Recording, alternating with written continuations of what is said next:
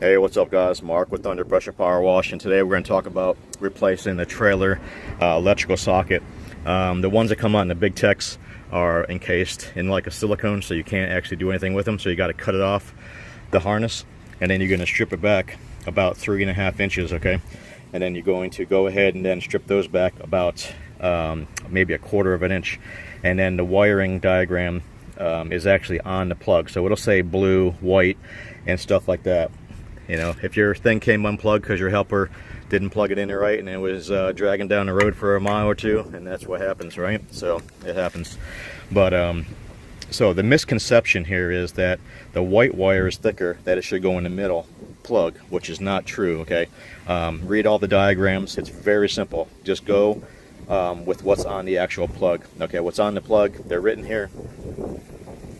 They're written on the actual plug, you know, blue, white, red, brown, and just go ahead and tighten those down really good. Then you slide this back over and tighten that down, and go ahead and tighten your back stop over here down.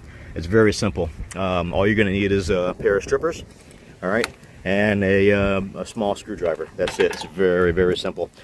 All right, guys, have a good one. Hope that helps you out. Under Pressure Power Wash.